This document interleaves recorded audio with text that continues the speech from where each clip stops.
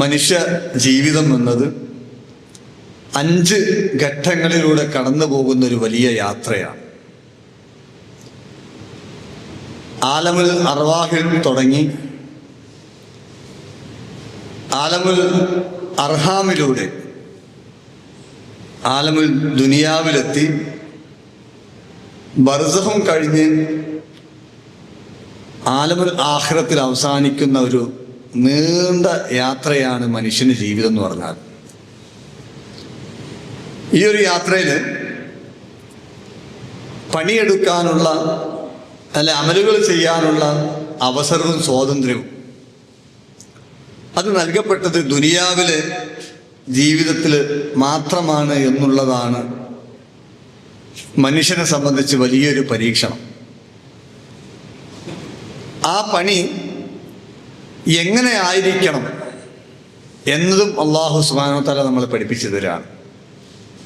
വമൻ ആഖിറത വസആലഹാ സഈഉമിൻ ഫഉലൈക കാന സഈഹും മഷ്കൂറ. ആരെങ്കിലും സത്യവിശ്വാസിയായിക്കൊണ്ട് പരലോകത്തെ ആഗ്രഹിച്ചുകൊണ്ട് പരലോകത്ത് പ്രതിഫലം ലഭിക്കുമെന്ന് ആഗ്രഹിച്ചുകൊണ്ട് അള്ളാഹുവും അവൻ്റെ പ്രവാചകനും പഠിപ്പിച്ച രൂപത്തിലുള്ള കർമ്മങ്ങൾ ചെയ്താൽ അവൻ്റെ കർമ്മങ്ങളാണ് നാളെ പരലോകത്ത് സ്വീകരിക്കപ്പെടുക എന്നുള്ളതാണ്.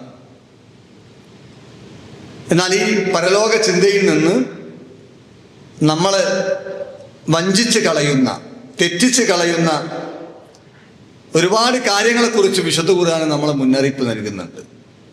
അല്ലാഹു സുബ്ഹാനഹു വ തആല പറഞ്ഞു, സുയ്യിന ലിന്നാസി ഹുബ്ബുശ് ശഹവാതി മിനൻ നിസാഇ വൽ ബനീന വൽ ഖനാതീരിൽ മുഖന്തറതി മിനദ് ദഹബി വൽ ഫിദ്ദ. നമുക്കൊക്കെ അറിയുന്ന ഒരു ആയത്താണ്. സുയ്യിന ലിന്നാസി ഹുബ്ബുശ് ശഹവാത്.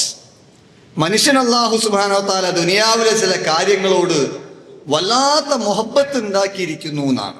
അത് അലങ്കാരമാക്കിയിരിക്കുന്നു. ആ മുഹബ്ബത്ത് അതെന്തിനോടാണ്?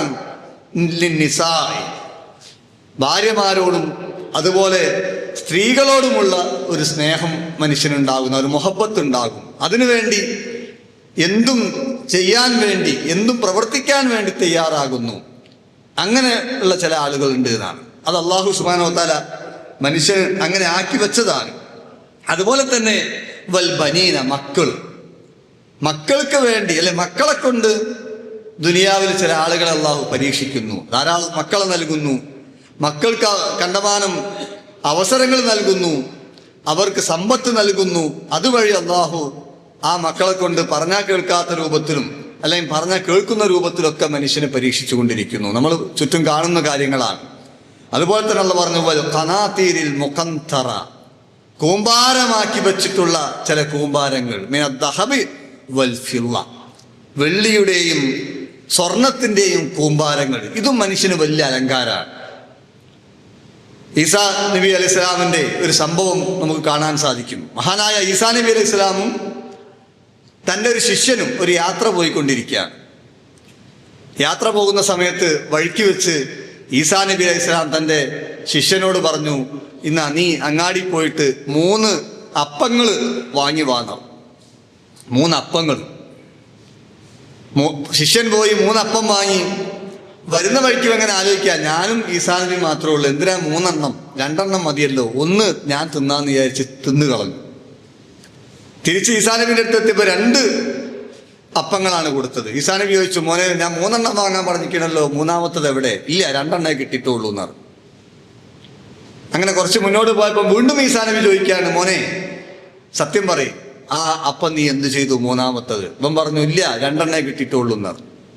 ഉടനെ ഈസാ നബി അലൈഹി സ്വലാം ആ താഴെ മണലിൽ ഇരുന്നു. എന്നിട്ട് തൻ്റെ കൈകൊണ്ട് 3 കൂമ്പാരങ്ങൾ ഇങ്ങനെ കൂട്ടിവെച്ചു എന്നാ മണൽ. അത് അള്ളാഹുവിൻ്റെ അനുമതിയോട് കൂടിയിട്ട് സ്വർണ്ണ കൂമ്പാരമാക്കി മാറ്റുകയാണ്. 3 സ്വർണത്തിന്റെ കൂമ്പാരങ്ങൾ. എന്നിട്ട് ഈസാ നബി അലൈഹി സ്വലാം പറഞ്ഞു, മോനെ ഒന്ന് താ എനിക്ക്, ഒന്ന് എനിക്കും. അപ്പൊ ആ കുട്ടി വെച്ചു, അല്ല 3ാമത്തെ ആർക്കാന്ന് വെച്ചു. അപ്പൊ പറഞ്ഞു, നേരത്തെ ആ അപ്പം തിന്ന ആളുണ്ടല്ലോ, അയാൾക്കുള്ളതാണ് 3ാമത്തെ എന്ന് പറഞ്ഞു. അപ്പോൾ അവൻ പറഞ്ഞു, ഞാൻ തന്നെ തിന്നത്, എനിക്കും കൂടി തന്നേക്കുന്ന. ഈസാ നബി പറഞ്ഞു, ഈ 3ഉം നീ എടുത്തോ, എനിക്ക് വേണ്ട, പക്ഷെ ഇനി മുതൽ നീ എൻ്റെ കൂടെ വരണ്ടെന്ന്. അവൻ പറഞ്ഞ്, നിങ്ങളെ കൂടെ ഞാൻ വന്നിട്ടില്ലേനും വേണ്ടില്ല, എനിക്ക് 3 കൂമ്പാരം സ്വർണം കിട്ടിയല്ലോ, അത് മതി എന്ന് പറഞ്ഞു. ഈസാ നബി പോയി എന്നാണ്. കുറച്ച് കഴിഞ്ഞപ്പോൾ ആ വഴിക്ക് 3 കൊള്ളക്കാർ വരികയാണ്. 3 കൊള്ളക്കാരിങ്ങനെ വരുമ്പോൾ കാണുന്നത് 3 സ്വർണത്തിന്റെ കൂമ്പാരവുമായിട്ട് ഒരു ദുർബലനായ മനുഷ്യൻ ഇങ്ങനെ നടന്നു പോകുന്നു. അവര് ഇവനെ എളുപ്പം കൊലപ്പെടുത്തുകയും ആ 3 കൂമ്പാരങ്ങളും സ്വന്താക്കുകയും ചെയ്തു. എന്നിട്ട് അവിടെ തന്നെ ഇരുന്നു. അവർ പറഞ്ഞു, നമുക്കൊരു കാര്യം ചെയ്ത് 3 ഊരിയൊക്കെ ആയിക്കോട്ടെ, അതിന് മുമ്പ് നല്ല വിശപ്പുണ്ട്. ഒരുത്തനോട് പറഞ്ഞു, നീ പോയിട്ട് കുറച്ച് ഭക്ഷണം വാങ്ങി വന്നത്. അങ്ങനെ അതിൽപ്പെട്ട ഒരു കൊള്ളക്കാരൻ ഭക്ഷണം വാങ്ങാൻ പോവുകയാണ് പണവുമായി. വരുന്ന സമയത്ത് അയാൾക്ക് തോന്നുകയാണ്, ഞാനെന്തൊരു വിഡ്ഢിയാണ്, ആ 2 പേരെയും കൊന്നു കളഞ്ഞാൽ 3 സ്വർണ്ണക്കുമ്പാരം എനിക്ക് കിട്ടൂലേ, ഞാൻ പിന്നെ എന്തിനാ ഒന്നായിട്ട് പോകേണ്ട ആവശ്യം എന്ന് പറഞ്ഞ അയാൾ ഒരു പാക്കറ്റ് വിഷവും വാങ്ങി ആ ഭക്ഷണത്തിൽ കലർത്താണ് ഈ 2 പേരെ കൊല്ലാൻ വേണ്ടി. അവൻ പോയ സമയത്ത് ഈ 2 പേരെ ആലോചിക്കുകയാണ്, നമ്മളെന്തിനാ അപ്പം അവന് കൊടുക്കേണ്ട ആവശ്യം, അവനങ്ങോട്ട് തട്ടിക്കളഞ്ഞാൽ ഈ 3 കൂമ്പാരം നമുക്ക് 1.5 എടുത്തൂടെ എന്ന് ചോദിച്ചു. അത് ശരിയാ, എന്നാ അവൻ വന്നാൻ പാടും അവനെ തട്ടിക്കളാന്ന. അങ്ങനെ അവര് ആ ഭക്ഷണവുമായി വന്ന ആള് ഇവിടെ എത്തുന്ന സമയത്ത് തന്നെ ചാടി വീണ് അയാളെ കൊലപ്പെടുത്തി. ഇപ്പൊ 2 ആളോടെ മരിച്ചെടുക്കുകയാണ്. എന്നിട്ട് അവര് ആർത്തിയോടുകൂടി 2 പേരും കൂടി ഭക്ഷണം കഴിച്ചു. 4 പേരും മരിച്ചു വീണു. ഈസാ നബി അലൈഹി സ്വലാം കുറച്ച് കഴിഞ്ഞ് അനുയായികളെ കൂടെ ഇങ്ങനെ നടന്നു വരുമ്പം കാണുന്ന കാഴ്ച 3 സ്വർണ്ണ കൂമ്പാരങ്ങളും 4 മയ്യത്തുകളാണ്. അപ്പൊ അനുചരന്മാരോട് ചോദിക്കേണ്ടത്, എന്താ നിങ്ങൾക്ക് ആർക്കെങ്കിലും മനസ്സിലായോ എന്ന്. അപ്പൊ അനുചരന്മാർക്ക് കഥകളൊന്നും അറിയാത്തതുകൊണ്ട് അവർ പറഞ്ഞു, ഞങ്ങൾക്കൊന്നും മനസ്സിലായില്ല, ഇതാണ് ദുനിയാവ് എന്ന് പറഞ്ഞു. ഇതാണ് ദുനിയാവ്. ഈ ദുനിയാവിന് വേണ്ടിയാണ് മനുഷ്യന്മാർ കൊല്ലുന്നു, ചാകുന്നു, മരിക്കുന്നു, പറ്റിക്കുന്നു, എന്നാലോ ഈ ദുനിയാവ് ആർക്കും പിടുത്തം കൊടുക്കൂലാണ്. അതിങ്ങനെ കയ്യിൽ നിന്ന് ഒഴിഞ്ഞു പോയിക്കൊണ്ടേയിരിക്കുന്നത്. ഇതാണ് ദുനിയാവ്. അതാണ് വിശുദ്ധ ഖുർആൻ ആ ഒരു സ്വർണ്ണ കൂമ്പാരത്തോടുള്ള വല്ലാത്തൊരു സ്നേഹം, മുഹബ്ബത്ത് അള്ളാഹു മനുഷ്യനെ അലങ്കാരമാക്കി വെച്ചിരിക്കുന്നു എന്നാണ്. പിന്നെ പറഞ്ഞു ഖൈലിൽ മുസവ്വമ, ലക്ഷണമൊത്ത വാഹനങ്ങൾ, ലക്ഷണമൊത്ത കുതിരകളും. ഇപ്പോഴൊക്കെ ആണെങ്കിൽ നല്ല കാറുകളാണ്. എത്രയെത്ര ചെറുപ്പക്കാരാണെന്നറിയോ പലിശക്ക് കാറുകൾ വാങ്ങുകയാണ്. ചെറുപ്പക്കാരും വലിയ ആൾക്കാരും. കല്യാണം കഴിഞ്ഞ് 2 മാസം കഴിയുമ്പോൾ ഭാര്യ പറയും, നമുക്ക് ഈ ബൈക്കുമ്പോൾ പോകുമ്പോൾ ഒരു സുഖമില്ല, നമുക്കൊരു കാറ് വാങ്ങാന്നാ. പിന്നെ ആലോചിക്കണത്, എന്നാ പിന്നെ ഒന്ന് വാങ്ങാം.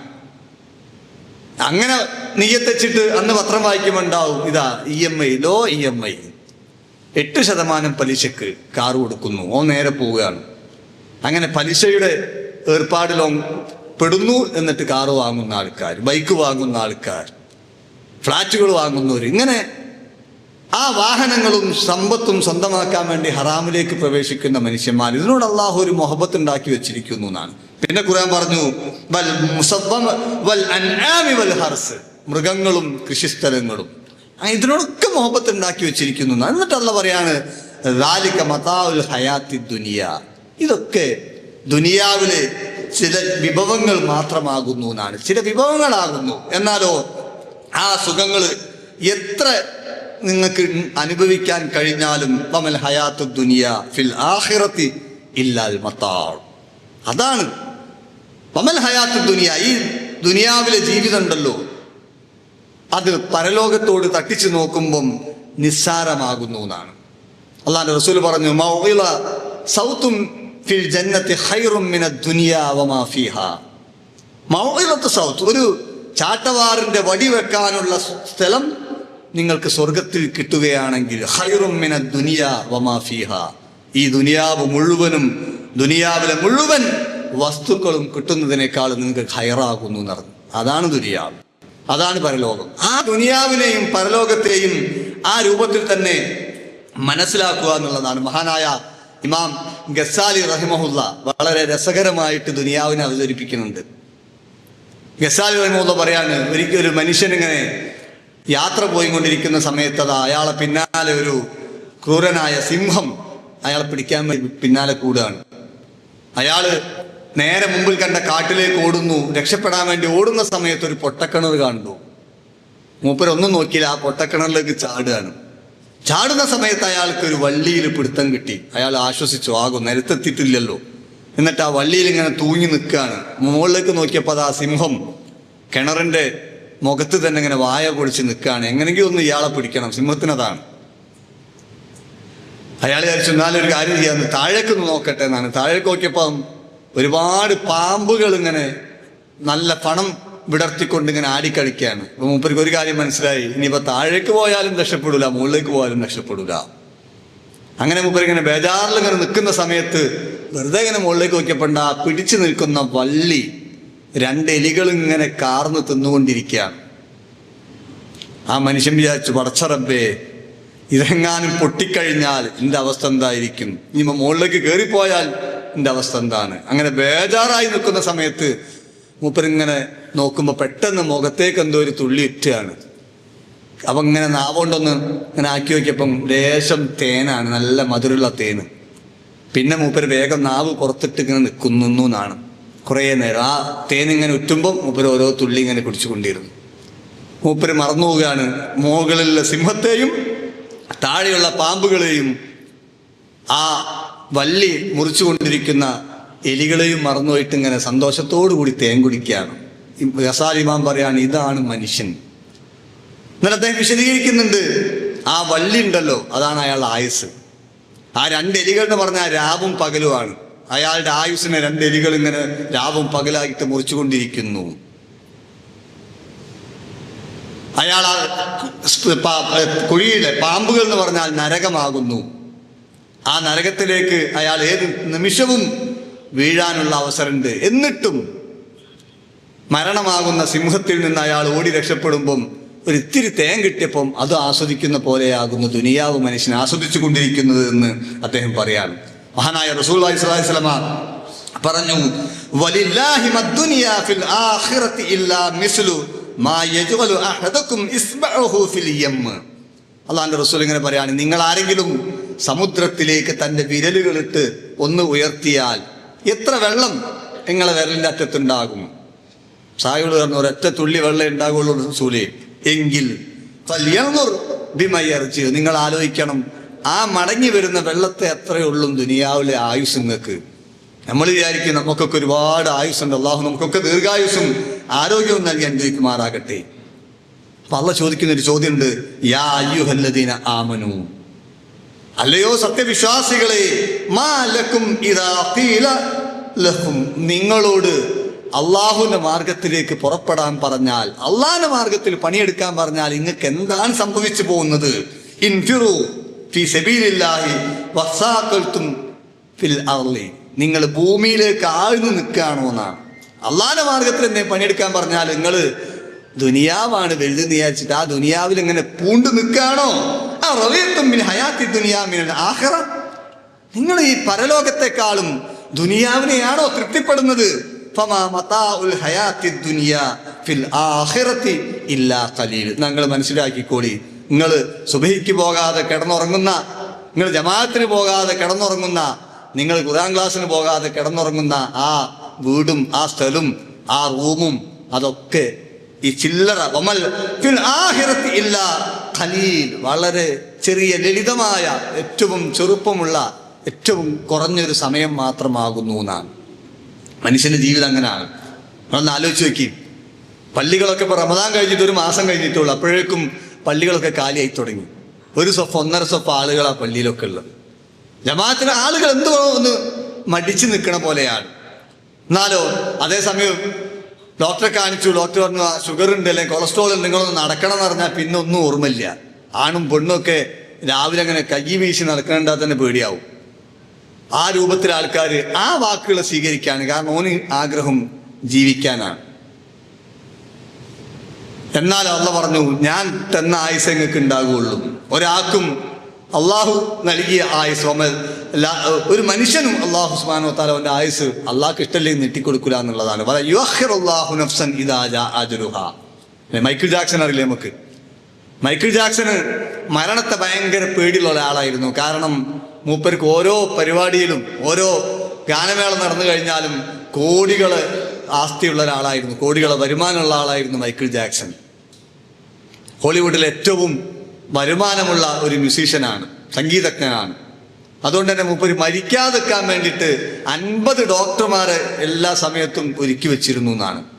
10-20 ആൾക്കാർ മൂപ്പരെ കൂടി ഉണ്ടാകും, ബാക്കിയുള്ള ആൾക്കാർ പുരയിലും. എവിടെ ജാക്സൺ പോവുകയാണെങ്കിലും ഈ സ്പെഷ്യലിസ്റ്റുകളായ ഡോക്ടർമാരെ സംഘം ഉണ്ടാവും. എന്നിട്ട് 50-ാമത്തെ വയസ്സിൽ മൈക്കിൾ ജാക്സൺ ദുനിയാവെന്ന് ഇവിടെ പറഞ്ഞു പോയി. അതാണ് ദുനിയാവ്. നമ്മളെ കയ്യിലൊന്നും കിട്ടൂല.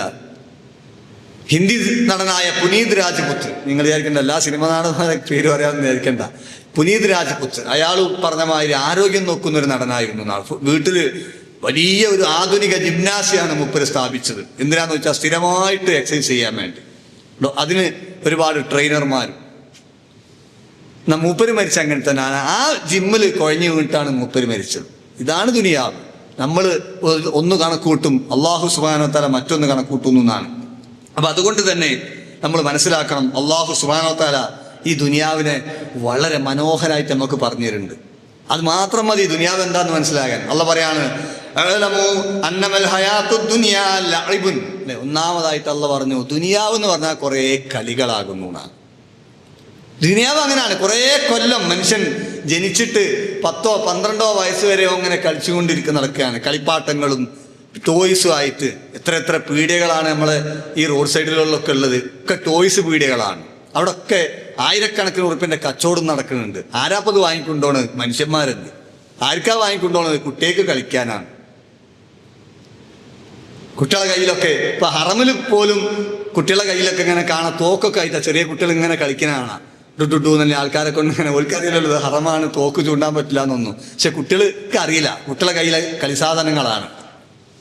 അങ്ങനെ ഓലും കളിക്കാനോ ആ കളിപ്രായ എല്ലാവർക്കും ഉണ്ടാകുന്നതാണ്. അള്ളാഹ് പറയാണ്, നിങ്ങൾക്ക് ഇപ്പം നമ്മളൊക്കെ ആണെങ്കിൽ അന്ന് വാങ്ങാൻ പൈസ ഇല്ലാത്തതുകൊണ്ട് അന്ന് ചക്കറും ടയറൊക്കെ ഉരുട്ടുന്ന ആൾക്കാരായിരുന്നു. സൈക്കിളിന്റെ ടയറും സ്കൂട്ടറിന്റെ ടയറൊക്കെ ഉരുട്ടിയിട്ടായിരുന്നു നമ്മളെ ബാല്യകാലം. എന്നാ ഇപ്പം ആയിരക്കണക്കിന് ഉറുപ്പിന്റെ ടോയ്സ് വാങ്ങാൻ പൈസയുണ്ട്, ആൾക്കാർ വാങ്ങുന്നുണ്ട് എന്നുള്ളതാണ്. കൂടാതെ ഗിഫ്റ്റുകൾ. ഓരോ കുട്ടിയും ഓരോ കൊല്ലം കഴിയുമ്പോൾ ജന്മദിനം ആഘോഷിക്കുകയാണ്, മനുഷ്യന്മാർ ആഘോഷിക്കുകയാണ്, എന്തെങ്കിലും ഒരു അവസരം കാത്തിക്കാണ്. പ്രത്യേകിച്ച് മുസ്ലിം സമൂഹം ഒരു വിചാരിക്കുന്നത് ഈ ലോകം എന്ന് പറഞ്ഞാൽ ആഘോഷിക്കാനുള്ളതാണ്.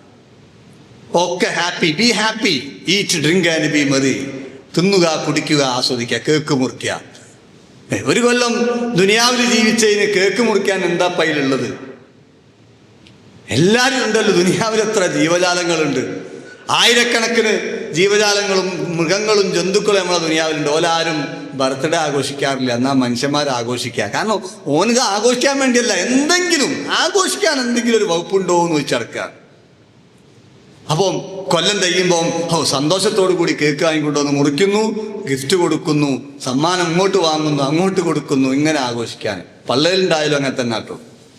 അപ്പോൾ അതൊക്കെ ആഘോഷമാണ്. പള്ളയിലുണ്ടായ പെണ്ണിനെ പോലും കൂട്ടിക്കൊണ്ടുപോയി ഫോട്ടോ എടുക്കുന്നു, എന്നിട്ടൊരു ഏതെങ്കിലും ഹോട്ടലിൽ കൊണ്ടുപോയി കേക്ക് മുറിച്ചു കൊടുക്കാൻ. ടു ബി മോം കേക്ക് അല്ലേ? അതിന് അങ്ങനെ എല്ലാ കേക്കിനും ഓരോ പേരുണ്ട്. പാവം കേക്ക് ഒന്നാണ്, പക്ഷെ അതിന് മുകളിൽ ഇങ്ങനെ എഴുതി കൊടുക്കുകയാണ് ടു ബി മോം. അപ്പൊ നമ്മളെ മാപ്പിളാർ വിചാരിക്കുമോ അത് മുറിക്കാഞ്ഞാൽ ഈ കുട്ടി അല്പം മരിച്ചു, അതുകൊണ്ട് അത് മുറിക്കാൻ തന്നെ വേണമെന്നാണ്. എല്ലാത്തിനും ആ കുട്ടി അഥവാ ജനിച്ചാൽ അതിനും കേക്ക് മുറിക്കും, ഇനി മരിച്ചു പോയാൽ അതിനും മുറിക്കും. കാരണം ദുഃഖം മാറാൻ കേക്ക് മുറിക്കുക. അപ്പൊ എല്ലാത്തിനും കേക്ക് മുറിക്കുന്ന ആൾക്കാർ. വിവാഹ വാർഷികത്തിന് യുവാക്കളും വയസ്സന്മാരും ഒക്കെ ഇങ്ങനെ കേക്ക് മുറിച്ചിട്ട് ആഘോഷിക്കുകയാണ്. എന്നിട്ട് കഷ്ണം അങ്ങനെ വെച്ചു കൊടുക്കണം, ഇങ്ങോട്ട് വെച്ചു കൊടുക്കണം. ഇതൊക്കെയാണ് ആഘോഷം. അപ്പൊ അള്ളാഹ് പറയാം, അതാണ് ലഅീബാണ്, കുറെ കളികളാണ് ദുനിയാവ്. പിന്നെ പറഞ്ഞു വലഹവ്, കുറെ വിനോദങ്ങളാണ്. നിങ്ങളൊന്ന് ആലോചിച്ച് നോക്കി, എത്ര അമ്യൂസ്മെന്റ് പാർക്കുകളാണെന്നറിയാം നമ്മളെ ഈ ചെറിയൊരു കേരളത്തിലുള്ളത്. ഞാൻ നാളിങ്ങനെ ഗൂഗിളിൽ ഒരു കണക്ക് നോക്കിയതാണ്, കുട്ടികളെ സ്കൂളിൽ നിന്ന് കൊണ്ടുപോകാൻ നോക്കാൻ. അപ്പോഴാണ് കാണുന്നത് ഒരുപാട് നമ്മൾ അറിയാത്ത, പേരറിയാത്തതുമായ അമ്യൂസ്മെന്റ് പാർക്കുകൾ. ഇതൊക്കെ ആൾക്കാർ ചെല്ലുകൊണ്ടാണല്ലോ. ഇപ്പം നമ്മളെ കുട്ടികൾക്ക് ഒരു സ്വഭാവമുണ്ട്, കലണ്ടറിൽ 2 ചുവപ്പ് ഒപ്പരം കണ്ടാൽ കുട്ടികളെ വിചാരം എന്താ പറഞ്ഞാൽ എന്തായാലും ഇവിടുന്ന് ട്രിപ്പ് പോകണം എന്നാണ്. നമ്മളൊക്കെ ടൂർ എന്നേ പറയും, ഇപ്പം പേരൊക്കെ മാറി ട്രിപ്പ് പോവുകയാണ്. എന്നിട്ടൊരു വണ്ടി ബുക്ക് ചെയ്തിട്ട് വണ്ടി സ്വന്തം വണ്ടിയിലോ. നമ്മളൊന്ന് ആലോചിക്കുക, നമ്മളെ ആൾക്കാർ കഷ്ടപ്പെട്ട് പുരണ്ടാക്കിയ ആൾക്കാരുണ്ട്. ആ പുരൊക്കെ പൂട്ടിയിട്ടിട്ട് ഏതെങ്കിലും കാട്ടിലേക്ക് പോവുകയാണ്. ഏറുമാടത്തിൻ്റെ മുകളിൽ കയറി കുത്തിരുന്ന് അട്ടൻ്റെ കടി കുടുങ്ങി കൊതുവിൻ്റെ കടി കൊണ്ട് കോഴി ചുട്ടതും തിന്നിട്ട് ഇങ്ങനെ ആസ്വദിക്കുകയാണ്. 10,000 റുപ്യ അവിടെ കൊടുത്തും കൊണ്ട് പോരും. എന്നിട്ട് പറയും അവിടെ ഭയങ്കര സുഖാട്ടോ, എന്ത് സുഖം, അട്ട കുറേ ചോരൊടിച്ചാൽ. എന്നിട്ട് ഈ നല്ല പുര പൂട്ടിയിട്ടിരിക്കുകയാണ്. മനുഷ്യൻ കാട്ടുന്നാണ് സംസ്കാരത്തിന്റെ പേരിൽ നാട്ടിലേക്ക് പോകുന്നതാണ് പുര ഉണ്ടാക്കിയിട്ട്. ഇപ്പൊ നേരെ തിരിച്ചാണ്, സംസ്കാരത്തിന്റെ പേരിൽ പുര പൂട്ടിയിടുന്നു, കാട്ടിലേക്ക് പോകുന്നു. തലകുത്തനാണ് ജീവിതം. അപ്പൊ എല്ലാം ആസ്വദിക്കുക, അത്രയേ ഉള്ളൂ. ലഹ്വ്, വിനോദങ്ങളാകുന്നു എന്നാണ് അള്ള പറയാണ്. അപ്പൊ ഇനി വിചാരിക്കും അള്ള പറഞ്ഞിട്ടില്ലേ എന്നാ പിന്നെ അതിന് തെളിവായി എന്നറിയും. ലഹു ആകാലോ എന്നാ വിചാരിക്കുക. അല്ല, ആകാതിരിക്കാൻ വേണ്ടി പറഞ്ഞുതരാണ്. വലഹുൻ വസീനത്തുൻ, മൂന്നാമത് പറഞ്ഞുതരാണ് വസീനത്ത്, അലങ്കാരങ്ങളാണ്, മേക്കപ്പുകളാണ്, ഷോ ഓഫുകളാണ്, എക്സിബിഷനുകളാണ്. നിങ്ങളെ കുട്ടികളൊക്കെ ഇപ്പൊ ചെറിയ ഒരു ഹൈസ്കൂൾ യു പി സ്കൂളിലൊക്കെ അല്ലെങ്കിൽ +2 കുട്ടികളെ ബാഗിൽ ബുക്ക് മാത്രമല്ല ഉണ്ടാകുക, ഒരു പെട്ടി ഉണ്ടാവും, എൻ്റെ പേര് മേക്കപ്പ് സെറ്റ് എന്നാണ്. അത് തുറന്നു നോക്കിയാൽ ഉണ്ടാവും, അതിൽ ലിപ്സ്റ്റിക് ഉണ്ടാവും, പിന്നെ ഐലൈനർ ഉണ്ടാകും, അങ്ങനത്തെ കുറേ സാധനങ്ങൾ ഉണ്ടാവും. എന്നിട്ട് അത് എപ്പോഴാണ് ഉപയോഗിക്കുക? ക്ലാസ് എടുക്കുന്നതിൻ്റെ ഉള്ളിൽ കൂടി. ടീച്ചർ കാര്യമായിട്ട് ഇവിടെ ഇംഗ്ലീഷ് ഗ്രാമർ പഠിപ്പിക്കുമ്പം ഓല് അപ്പുറത്ത് കൂടി ഇതിങ്ങനെ ചെറിയൊരു കണ്ണാടി ഉണ്ടാവും, അതിങ്ങനെ എടുത്ത് ഇങ്ങനെ അടിക്കുക ചെയ്യുക. ഒന്നും പറയാനും പറ്റില്ല. കാരണം ഓല് പറയും ഞാൻ ലിപ്സ്റ്റിക് ഇടുമ്പോൾ മാസ്റ്റർ ചീത്ത അറിഞ്ഞു. അപ്പോൾ വെറുക്കാതെ ചോദിക്കുക, മാസ്റ്റർ നിങ്ങളെ ചുണ്ടുമലേക്കൊക്കെ നോക്കി കുത്തിരിക്കുക, അപ്പോൾ പണി ക്ലാസ് എടുക്കല്ലേ എന്ന് ചോദിക്കും. അപ്പോൾ അതുകൊണ്ട് വാശുമാരും പറയില്ല, അവർ എന്തെങ്കിലും ഇട്ടോട്ടെ എന്ന് വിചാരിക്കും. അതാണ് ഈ സീനത്താണ്. വലിയൊരു അങ്ങനെ തന്നെയാണ്. എല്ലാവരുടെ കീശലും ചീർപ്പുണ്ടാവും. എന്താണ് അതൊന്നും നമ്മൾ ഇടയ്ക്കിടയ്ക്ക് ഒന്ന് മാറുന്നു കൊടുത്തിട്ടില്ലെങ്കിൽ, നമ്മൾ മാറുന്നാലും മാറുന്നില്ലെങ്കിലും ഒക്കെ തല ഒരേപോലെ തന്നെയാണ്, നമുക്ക് ഓർമ്മ ഉണ്ടാവില്ല. പക്ഷേ അലങ്കാരമാണ് കുപ്പായത്തിൽ ഇത്തിരി കറായി പോയാൽ പിന്നെ മനുഷ്യന്മാർക്ക് ബേജാറായി. ഒരിത്തിരി കറിയൊക്കെ ഈ കുപ്പായത്തിൽ വീണു പോയാൽ ഓൻ ഭയങ്കര ടെൻഷനാണ്. ആ വിളമ്പിയോനെ പൊളിച്ച ചീത്തറി ഹോട്ടലിൽ നിന്നൊക്കെ ഇങ്ങോട്ട് നോക്കിയിട്ടാണ് ആ കണ്ണുണ്ടൂടെ. ഓനും ഓൻ്റെ അലങ്കാരം, ഓൻ്റെ സ്റ്റൈല് നഷ്ടപ്പെട്ടു പോയോ എന്നാണ്. അതാണ് സീനത്ത്. അപ്പൊ ജീവിതം എന്ന് പറഞ്ഞാൽ അതാണ് വസീനത്ത്. പിന്നല്ല പറഞ്ഞു വതഫാഖുർബൈനക്കും, നിങ്ങൾക്ക് ഇടയിലുള്ള പരസ്പരം അഹങ്കാരം പറച്ചിലാണ്, പൊങ്ങച്ചം പറച്ചിലാണ്. അല്ലേ, പൊങ്ങച്ചം പറച്ചില്ല. അപ്പം മനുഷ്യന്മാർ എല്ലാവരും ബടായി വിടുന്ന ആൾക്കാരാണ്. അല്ലേ, കുട്ടികളെന്നെ പറയും തല്ല് എന്നാണ്, തല്ല് എന്നൊക്കെ പറയും. തല്ല് വിടുകയാണ്. ചില പ്രായമുള്ള പോലെ പള്ളിയിൽ നിന്നൊക്കെ കണ്ടാലുണ്ടാവും, കുത്തുബ കഴിഞ്ഞ് ഇറങ്ങിയാൽ ചോദിക്കും, മൗലികൾ അപ്പൊ നമ്മളോ ഇന്ന സ്ഥലത്താണ്, നിങ്ങളോ? ഞാൻ 10 കൊല്ലമൊക്കെ ഗൾഫിലേന്, പിന്നെ ഇപ്പം ഞാൻ പിന്നെ കുറച്ച് പൈസ ഒക്കെ ആയപ്പോൾ കൊണ്ട് പോകുന്നു. ഇപ്പം മക്കളൊക്കെ പുറത്താണ്. മക്കൾ ഒരുത്തൻ നിങ്ങൾക്ക് ഓൻ മിഷിഗണിലാണെന്ന് പറയും, മറ്റപ്പുറത്ത് കാനഡയിലാണ്, ഓന് ആഫ്രിക്കയിലാണ്. എല്ലാ രാജ്യത്തും നിങ്ങൾ ചില സമയത്ത് എവിടെയെങ്കിലുമൊക്കെ വിമാനം മറിഞ്ഞത് ഏതെങ്കിലും ലിത്താനിയ എന്നൊക്കെ ഉള്ള പേരായിരിക്കും, നമ്മൾ കേൾക്കാത്ത രാജ്യം. അപ്പോഴും ഉണ്ടാവും ഒരു മലയാളിൻ്റെ പേര്, ഓനും ഉണ്ടായിന് വിമാനത്തിൽ. അല്ല, ഓനെ രക്ഷപ്പെടുത്താൻ വേണ്ടി നോക്കേണ്ടത്. അപ്പോഴാണ് മലയാളികൾ അവിടെ എത്തുമെന്ന് ആലോചിക്കുക. ഇങ്ങനെ ആ മക്കളൊക്കെ പറ്റി നമ്മളിങ്ങനെ ബടായി പറയാണ്. എന്നാലോ ഇയാൾക്കൊരു ഗുളിക വാങ്ങാൻ ആ അയൽവാസിനോടോ അല്ലെങ്കിൽ വൈകി കൂടെ പോണവനോട് ഇപ്പം പറയേണ്ടി വരും, എനിക്കൊരു ഗുളിക തരുമോ, എൻ്റെ 3 മക്കളും വിദേശത്താണ്. ഒരു ഗുളികയ്ക്ക് ഉപകാരമില്ലാത്ത മക്കളെ പോറ്റിട്ട് എന്താ ഇപ്പോൾ കിട്ടാൻ? അയാൾക്ക് എന്ത് ഉപകാരമാണ്? പിന്നെ ഇനിയിപ്പോൾ അയാളിവിടെ ഹോസ്പിറ്റലിൽ അഡ്മിറ്റായി, ആരാ ഉണ്ടാകുക? അയാൾ ആശുപത്രി കൊണ്ടുപോകാൻ ആരാ? ഡിസ്ചാർജ് ചെയ്ത് കൊണ്ടുവരാൻ ആരാ? അതൊന്നും ആലോചിക്കുന്നില്ല. അപ്പോഴും അവൻ പറയാണ് തഫാഹുറുൻ, ഭയങ്കരം അഹങ്കാരം, പൊങ്ങച്ചം, വീമ്പ് പറഞ്ഞു കൊണ്ടിരിക്കുന്നതാണ്. ഖുർആൻ പറയാണ്. പിന്നെ പറഞ്ഞു വതകാസുറുഫിൽ അംവാലി വൽ ഔലാദ്. പിന്നെ ഉണ്ടോ കുറച്ചും കൂടി ഉണ്ട് കഴിഞ്ഞാൽ പിന്നെ പെരുപ്പം പറച്ചിലാണ്. എനിക്ക് അത്ര ഉണ്ട്, മോനെ ശമ്പളമൊക്കെ ചോദിക്കണ്ട. അപ്പൊ അതൊക്കെ പണ്ടൊക്കെ നമ്മൾ പറയണ്ട, ആണുങ്ങളെ ശമ്പളം ചോദിക്കാൻ പറ്റൂല, പെണ്ണുങ്ങളെ വയസ്സൊന്നും. ഇപ്പൊ അതൊക്കെ ഇങ്ങോട്ട് പറയും. മോന് ഒരു സിയാർ കിട്ടുന്ന പറയും, ഒരു സിയാറായിപ്പോയി, കോടികളൊക്കെയാണ് ഇപ്പൊ ശമ്പളത്തിന്റെ കണക്കൊക്കെ പറയാം. കൊല്ലത്തിലൊരു സിയാർ, അല്ല 2 കൊല്ലത്തിലൊരു സിയാർ, അങ്ങനൊക്കെയാണ്. മോൻ അത്ര കിട്ടും, പിന്നെ ഫ്ലാറ്റിൽ നിന്ന് ഇത്ര കിട്ടുന്നു, ഇതൊക്കെ അങ്ങനെ പറഞ്ഞു. എനിക്ക് അത്ര ഉണ്ട്, ഇത്ര ഉണ്ട്. നിങ്ങളൊന്ന് ആലോചിക്കുക, ഒരു മനുഷ്യന് കിടന്നുറങ്ങാനും തിന്നാനും അല്ലെ, അള്ളാഹുവിന്റെ റസൂൽ പറഞ്ഞല്ലോ, 3 കാര്യം ഉണ്ടെങ്കിൽ ഒരുത്തൻ ദുനിയാവ് മുഴുവൻ കിട്ടിയവനെ പോലായി എന്നാണ്. ഒന്ന് അള്ളാഹുവിന്റെ റസൂൽ പറഞ്ഞു, ഓന് രാവിലെ എണീച്ചു വരുമ്പം നല്ല നിർഭയത്താണ്, ആരും പേടിക്കാതെ ഒന്ന് എണീച്ചു വരിക. അടച്ചോനെ ഇന്ന് സുബഹിക്ക് പോകാൻ 1000 മാത്രം പേടിച്ചാൽ മതി, വേറെ ഒന്നും പേടിക്കണ്ട. ആ ഒരു അവസ്ഥ നമ്മളൊന്ന് ആലോചിച്ച് നോക്കിയേ. എത്ര രാജ്യങ്ങളുണ്ട്, അവിടെ എണീച്ചാൽ പുറത്തേക്ക് ഇറങ്ങുമ്പോൾ പേടിയാണ്, ബോംബോ മിസൈലൊക്കെ വീണൂടോന്ന്. നമുക്ക് അങ്ങനത്തെ ഒരു പേടിയൊന്നുമില്ല, അതുകൊണ്ട് നമ്മൾ സുഖമായിട്ട് കിടന്നുറങ്ങുകയാണ്. അള്ളാഹ് ചോദിക്കണ്ട അമിൻതും മംഫി സമായ യക്സിഫ ബികുമുല്ലാർള ഫൈദാഹിയ തമൂർ, നിങ്ങളെ മേലേക്ക് വല്ല ചരൽക്കാറ്റും ചരൽമഴയും വീകുന്നു, നിങ്ങൾക്ക് പേടിയില്ല, നിങ്ങൾ കിടന്നുറങ്ങുകയാണ് കൂട്ടരേന്നാ. നമ്മൾ പറയാം നമുക്ക് എന്ത് പേടി, നമ്മൾ വിചാരിക്കുക നമ്മളെ പുരൻ്റെ മുകളിൽ ഒന്നും വീണാലും പൊടിയില്ലാന്നാ. കാരണം നമ്മൾ ഉപയോഗിച്ചത് നല്ല ഉറപ്പുള്ള കമ്പിയാണ്, സിമെൻ്റാണ്, പിന്നെ എന്താ ഇപ്പം പേടിക്കാമെന്ന് ആലോചിക്കുക. അങ്ങനെ കിടന്നുറങ്ങുകയാണ്, AC ഒക്കെ വെച്ച്.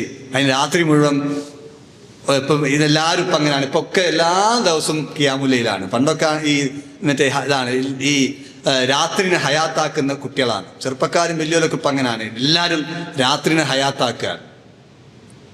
നൈറ്റ് ലൈഫിൻ്റെ ആൾക്കാരാണ്. നൈറ്റ് ലൈഫ് പകൽ കിടന്നുറങ്ങുക, പള്ളിയിലും പോവാതെ കിടന്നുറങ്ങുക, രാത്രി അങ്ങനെ കുറേ തിന്നാനും ഹോട്ടലിലും കടപ്പുറത്തും ഒക്കെ ആയിട്ട് ഇങ്ങനെ നടക്കുകയാണ്. റമദാൻ മാസത്തിൽ ഒരു ഷാദുലിപ്പള്ളിയിൽ ഒരു ക്ലാസ് കഴിഞ്ഞ് ഇങ്ങനെ പോകുമ്പോൾ ആ ബീച്ചിൽ ഞാൻ ആ ബീച്ചിൽ കൂടി പോയതൊന്ന് വേഗം എത്താലോന്നാണ്, കാരണം ശൂന്യമായിരിക്കല്ലോ റോഡ് എന്ന് വിചാരിച്ച് അതിലേ പോയി പെട്ടുപോയി.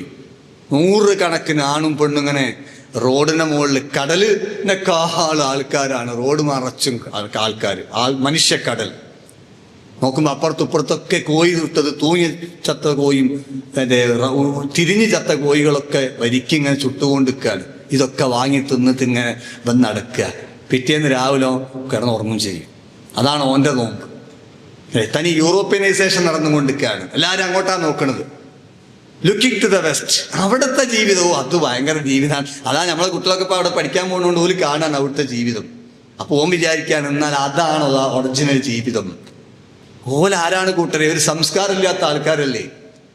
പറയാൻ സംസ്കാരമില്ലാത്തൊരു ടീമാണ് യൂറോപ്യന്മാരെന്ന് പറഞ്ഞാൽ. നമ്മളങ്ങനെയാണല്ലോ? ആണോ? അല്ല. നമുക്ക് ആദം നബി അലൈഹി ഇസ്ലാം മുതൽ ഇങ്ങോട്ട് ഒരു ഇസ്ലാമിക സംസ്കാരം ഉയർത്തിക്കാണിക്കാനുണ്ട്. അള്ളാഹ് നമുക്ക് നൽകിയിട്ടുണ്ട്. ആ സംസ്കാരത്തിൻ്റെ ഉന്നതമായ സംസ്കാരത്തിൻ്റെ ആൾക്കാരാണ് നമ്മൾ. ആ സംസ്കാരത്തിൻ്റെ പ്രത്യേകത എന്ന് പറഞ്ഞാൽ ഒന്ന്, പെണ്ണുങ്ങളെ കുപ്പായിടാൻ സമ്മതിച്ചു എന്നുള്ളതാണ്. അല്ലെ, ഇടിയിപ്പിച്ചു. അതിന് മുമ്പ് പെണ്ണുങ്ങൾക്ക് കുപ്പായിടാൻ പറ്റില്ല. ഇപ്പോഴും യൂറോപ്പ് നിങ്ങൾ നോക്കിയാൽ മതി, അതാണ് ഏറ്റവും വലിയ യൂറോപ്പിൻ്റെ ആകർഷണം. ഇപ്പം നാളെ ഞാനൊരു ഇത് വായിച്ചു, ഫിൻലാൻഡ്. നിങ്ങളാരും വായിക്കണ്ട. അവിടെ ഒരു ക്ലബ്ബുകളുണ്ട്. അവിടെ ലോകത്ത് ഏറ്റവും സന്തോഷമുള്ള രാജ്യമാണ്. അപ്പം അതിൻ്റെ കാരണം അന്വേഷിച്ചപ്പോഴാണ് അവിടെ ഒരു ക്ലബ്ബുണ്ട്. ആ ക്ലബ്ബിലേക്ക് കയറണമെങ്കിൽ തന്നെ ഒന്നും ഇടാൻ പാടില്ല, ആണായാലും പെണ്ണായാലും. പിന്നെ സന്തോഷം ഉണ്ടാകുമല്ലോ. അപ്പം ഇതാണ് സന്തോഷത്തിൻ്റെ ഉറവിടായി കാണിക്കുന്നത്. ഇസ്ലാം ആദ്യമായിട്ട് അള്ളാഹ് പറഞ്ഞു, നിങ്ങൾ പെണ്ണുങ്ങളോട് പറയാണ്, ആണുങ്ങളോട് പറയാണ്, യാ അയ്യുഹന്നാസ്, അല്ലയോ മനുഷ്യരെ, അൻസൽനാക്കും ലിബാസ, ഞാൻ നിങ്ങൾക്ക് കുപ്പായം ഇറക്കി തന്നിരിക്കുന്നു എന്നാണ്. നിങ്ങൾ ടൈലറോട് വാങ്ങിയതോ ഷോപ്പിൽ പോയിട്ട് വാങ്ങിയതോ അല്ല, ഞാൻ ഇറക്കി തന്നതാണ്.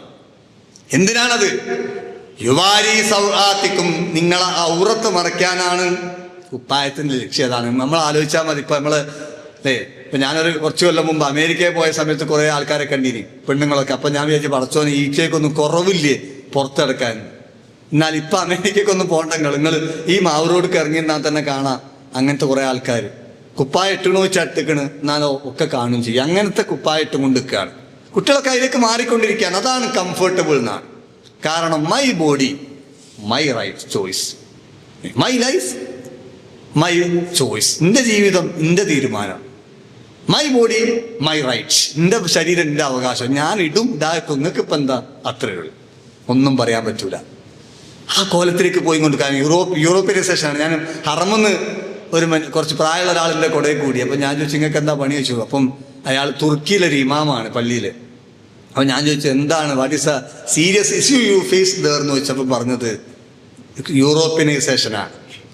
യൂറോപ്പ്, ഞാനത് തുർക്കി എന്ന് പറഞ്ഞാൽ യൂറോപ്പിന് തൊട്ടടുത്താണ്. നമ്മൾ ഇത്ര വ്യത്യാസം നിന്നിട്ട് ഇവിടെ ഇങ്ങനെ.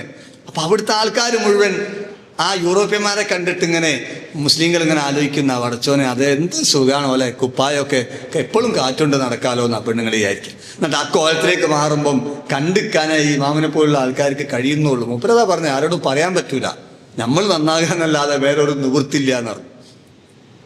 എന്നാൽ നിങ്ങളൊന്ന് ആലോചിച്ച് നോക്കി, അതാണ് യഥാർത്ഥത്തിൽ ഈ മനുഷ്യന്മാരെ കുളിക്കാൻ പഠിപ്പിച്ചത് ഇസ്ലാമാണ്, പല്ലേക്കാൻ പഠിപ്പിച്ചത് ഇസ്ലാമാണ്, വൃത്തിയിൽ നടക്കാൻ പഠിപ്പിച്ചത് ഇസ്ലാമാണ്. മലമൂത്ര വിസർജനം നടത്തിയാൽ കഴുകണം വൃത്തിയാക്കണം പഠിപ്പിച്ചത് ഇസ്ലാമാണ്. എന്നിട്ട് അതിനൊക്കെ ഒഴിവാക്കിയിട്ട് ഇനി യൂറോപ്പിൽ അത് തെരഞ്ഞാൽ കാണൂലല്ലോ. ഒരു ബാത്റൂമിൽ പോയാലും കഴുകാൻ കഴിയൂല, അതാണ് അവിടുത്തെ അവസ്ഥ. ഒരു ബാത്റൂമിൽ പോയാലും പള്ളിയിൽ പോകണം, പള്ളിയിൽ പിന്നെ ഒക്കെ ഉണ്ടാവും. എല്ലാത്ത ബാത്റൂമിലൊക്കെ വല്ലാത്ത കഷ്ടമാണ്, പ്രയാസപ്പെട്ടു. പോകാതിരിക്കുക എന്നുള്ളതേ പറ്റുള്ളൂ. അങ്ങനെ ബക്കറ്റും ബാട്ടിയും ഒന്നും ഉണ്ടാവില്ല, ക്ലോസറ്റ് മാത്രമേ ഉണ്ടാവുള്ളൂ. എന്നിട്ട് നമ്മൾ അങ്ങോട്ട് നോക്കിയിട്ട് പറയാണ്, എന്താണ് ഓല ജീവിതമല്ലേ എന്ന്. ആ ഓല ജീവിതത്തിൻ്റെ അടിത്തറ വേണ്ടേ? ഒന്നുമില്ല. മേലെ നോക്കിയാൽ ആകാശം, താഴെ ഭൂമി, അത്രയേ ഉള്ളൂ. ജീനായഹാം മർണായഹാം ജിസ്കി സിവ ജാനാക്കഹാം. അതാണ് പോലെ, ഇവിടെ ജനിക്കുന്നു ഇവിടെ മരിക്കുന്നു, എങ്ങോട്ടാ പോകാൻ. അതാണ് ജീവിതം. ആ ജീവിതം നോക്കിയിട്ട് നമ്മൾ പറയാ നമ്മക്ക് എന്തെല്ലാം ലക്ഷ്യങ്ങളുണ്ട്. അല്ലദീ ഹലക്കൽ മൗത വൽ ഹയാത ലിയബ്ലുവക്കും അയ്യുക്കും അഹ്സനു അമല. അല്ല നിങ്ങളെ സൃഷ്ടിച്ചത് യൂറോപ്യന്മാരെ നോക്കി കുത്തിരിക്കാനല്ല, നിങ്ങൾ നല്ലതും ചീത്തയും ചെയ്തോളി, അത് നോക്കല്ല. ആ നിങ്ങളെ നന്മ നോക്കാനും നിങ്ങളെ തിന്മ നിങ്ങൾ ചെയ്യാതിരിക്കണം എന്ന് പറയാൻ ഞങ്ങളുടെ ജീവിതം. നന്മ ചെയ്തവന് നാളെ സ്വർഗവും തിന്മ ചെയ്തവന് നരകുണ്ടെന്ന് പറയാനുള്ളത് ആ ജീവിതം, അതിനാ ജീവിതം. അതാണ്. അപ്പൊ അങ്ങനെ മനുഷ്യന് ഈ സ്ത്രീകളെ കുപ്പായിടിച്ചതാണ് ഇസ്ലാം ലോകത്തിന് കൊടുത്ത ഒന്നാമത്തെ സംഭാവന. അതന്നെയാണ് യൂറോപ്യന്മാർക്ക് ഇസ്ലാമിനെ കണ്ടുകൂടാത്തത്. ഏതെങ്കിലും യൂറോപ്യന്മാർക്ക് ഇസ്ലാമിനെ കണ്ടുകൂടാത്തതുണ്ടെങ്കിൽ അത് ഒന്നാമത്തെ കാരണം അതാണ്. യുവാരി സൗആത്തിക്കും, ഔറത്ത് എന്താണെന്ന് പറഞ്ഞു കൊടുത്തു. പെണ്ണിന്റെ ഔറത്ത് ഇതാണ്, മുഖവും മുൻകൈയും ഒഴികെയുള്ളതൊക്കെ മറയ്ക്കണം. അത് നേരെ തിരിച്ചാഞ്ഞ് ഒരു ശ്രദ്ധിച്ചിട്ടുണ്ടെങ്കിൽ അവിടെ ഒരു നേരെ തിരിച്ചാഞ്ഞു. ആണുങ്ങൾ ഇവിടെ അള്ള പറഞ്ഞത് ഒരു പെണ്ണുങ്ങൾ ഇട്ടു, പെണ്ണുങ്ങളോട് അള്ള പറഞ്ഞത് ആണുങ്ങളും ആക്കി. അത് നേരെ കുത്തനാക്കിയതാണ്. രണ്ടാമത് ഇസ്ലാം പലിശയെ നിരോധിച്ചു. യൂറോപ്യന്മാർക്ക് അതാണ്, പലിശയിൽ അധിഷ്ഠിതമായൊരു സമ്പദ് വ്യവസ്ഥയാണ് യൂറോപ്പ്. ചൂഷണാധിഷ്ഠിതാണ്. നമ്മളിങ്ങനെ നമ്മളെ പത്രത്തിലൊക്കെ കാണലുണ്ട്, ഇന്ന ബാങ്ക് ഈ വർഷം ഇത്ര കോടി ഉറുപ്പ്യ ആദായം ഉണ്ടാക്കിയെന്നാ. അപ്പൊ നമ്മൾ വിചാരിക്കുമോ വല്ലാത്ത രാജ്യമാണ് നമ്മളത്, എന്താണ് വികസനം, ആരുടെ ഈ പൈസ, പാവപ്പെട്ടവന്റെ പലിശയാണിപ്പത്, ഓന്റെ വേർപ്പാണ് ആ ലാഭം. അതാണോ സമ്പദ് വ്യവസ്ഥന്റെ വളർച്ച? അല്ല എന്നുള്ളതാണ്. ഇസ്ലാം പലിശരഹിത സമ്പദ് വ്യവസ്ഥക്ക് തുടക്കമിട്ടുകൊടുക്കുകയാണ്. സക്കാത്തിലൂടെ സമൂഹത്തെ മുഴുവനും പണക്കാരാക്കി മാറ്റുക. മഹാനായ മുആദ് ഇബ്നു ജബൽ റളിയല്ലാഹു അൻഹു യമനിൽ 3 വർഷം കൊണ്ട് 3 വർഷം അദ്ദേഹം അവിടെ പ്രബോധനം ചെയ്തിട്ടുള്ളൂ. ആ 3 വർഷം കൊണ്ട് അദ്ദേഹം സക്കാത്ത് നടപ്പാക്കാൻ തുടങ്ങുകയാണ്. പിന്നീട് ഏതാനും വർഷം കൊണ്ട് സക്കാത്ത് വാങ്ങാൻ ഒരു മനുഷ്യൻ പോലും ആ നാട്ടിലില്ലായിരുന്നു എന്നാണ്.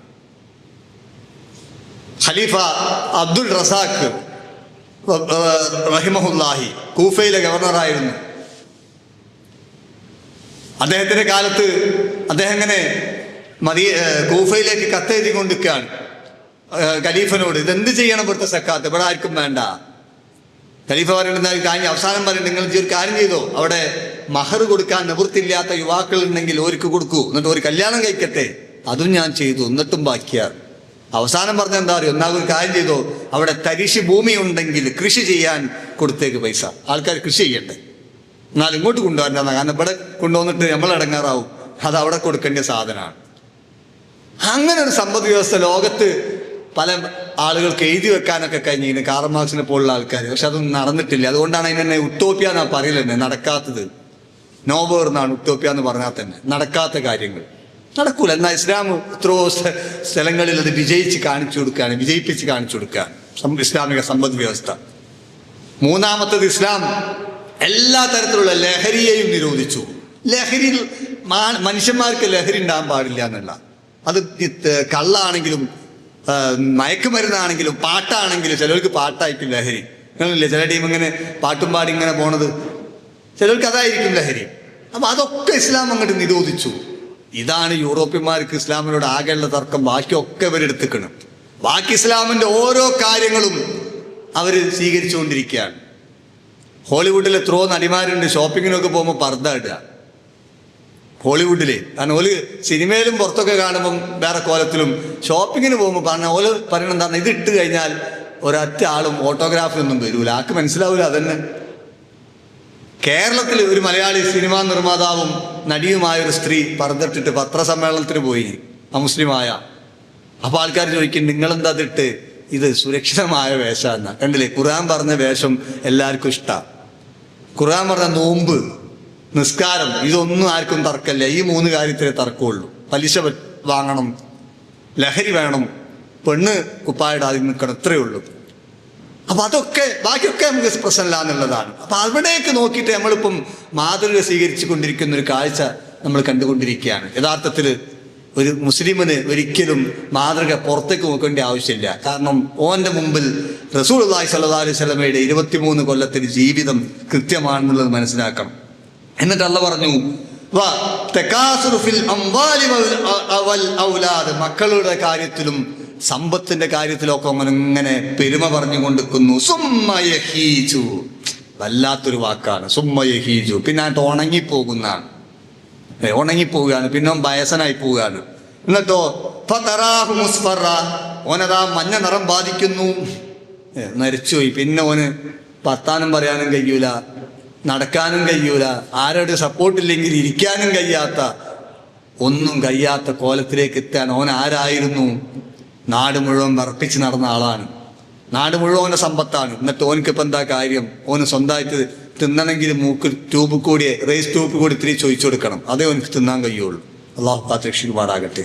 അതാ അങ്ങനെ കണ്ട് ഉണങ്ങിപ്പോവുകയാണ്. എന്നിട്ടോ ഹുത്താമ, എന്നിട്ടതാ അവന് ഈ ദുനിയാവില് ഹുത്താമയായിട്ട് മാറുകയാണെന്നാണ്. ഓൻ തുരുമ്പി പോവുകയാണ്. പിന്നെ ഓൻ ഇല്ല.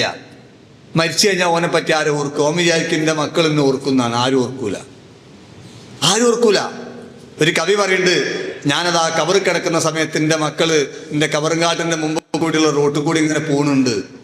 ഓല് ഞാൻ ഉപയോഗിച്ച, ഞാൻ വാങ്ങിക്കൊടുത്ത കാറിലാ പോണത്. പക്ഷെ ഓല് ഇന്നെ ഓർക്കണില്ല. എൻ്റെ പെണ്ണുങ്ങള് എൻ്റെ മോൻ്റെ കൂടെ കുറച്ച് മുമ്പ് അങ്ങോട്ട് പോയി, ഓളും എന്നെ മൈൻഡ് ചെയ്തില്ല. ഞാൻ മരിച്ച സമയത്ത് കുറെ നൊലിമ്പളിയൊക്കെ ഉണ്ടാക്കിയ ആണ് ഓള്. ഭാവനയിൽ കവി കാണുകയാണ്. ഒന്നും വേണ്ട, ഒരു 2 കൊല്ലം മുമ്പ് മരിച്ച ഒരാള് ഇന്ന് നാട്ടിലേക്ക് തിരിച്ചു വരികയാണെങ്കിൽ എന്തായിരിക്കും അവസ്ഥ? അയാൾ പുറലേക്ക് വന്നാൽ അയാൾ ആരെയും കയറ്റുമോ? കാരണം അയാൾക്കൊന്നും അവിടെ ഉണ്ടാവില്ല. അതൊക്കെ ഓരോരുത്തരും ഒരിച്ചു ഉണ്ടാവും. നിങ്ങളിപ്പോൾ എന്തിനാ വന്നതെന്നാ ചോദിക്കുക. ഇതാണ് ജീവിതം. ഹുത്താമ. അതാണ് അള്ള പറയാൻ, നിങ്ങൾ തുരുമ്പി പിന്നെ നിങ്ങൾക്ക് ഒന്നും പറ്റാതായി പോകാണ്. എന്നിട്ട് അള്ള പറഞ്ഞു വഫിൽ ആഖിറതി അദാബുൻ ശദീദ്. അറിയണങ്ങള് പരലോകത്ത് അല്ലാഹു കഠിനമായ ശിക്ഷ ഒരുക്കി വെച്ചിരിക്കുന്നു. അപ്പൊ ഇത്രയൊക്കെ പറഞ്ഞെന്തിനാ അറിയോ? ഇതിന്റെ പിന്നാലെ ആരെങ്കിലും പോയാൽ ഓന് ശിക്ഷയുണ്ട് എന്നാണ്. അള്ളാഹു കാത്തുരക്ഷിക്കുമാറാകട്ടെ. എന്നാലോ തൊട്ടുകൊണ്ടല്ല പറയാണ് എന്നാൽ ഇതിനൊക്കെ പിടുത്തം കൊടുക്കാതെ അള്ളാനെ ഓർത്ത് ജീവിച്ച, ദിക്റുള്ളയായി ജീവിച്ച, സൽക്കർമ്മങ്ങൾ ചെയ്ത ആൾക്കാർക്ക് അള്ളാഹിന്റെ സംതൃപ്തിയും അള്ളാഹിന്റെ തൃപ്തിയും അള്ളാഹുവിന്റെ പാപമോചനവും ഉണ്ട്. അറിയണങ്ങള് ഈ ദുനിയാവ് എന്ന് പറഞ്ഞാൽ കുറെ വഞ്ചിക്കുന്ന ചരക്കുകൾ മാത്രമാകുന്നു എന്നാണ്. അതാണ് മനസ്സിലാക്കേണ്ടത്.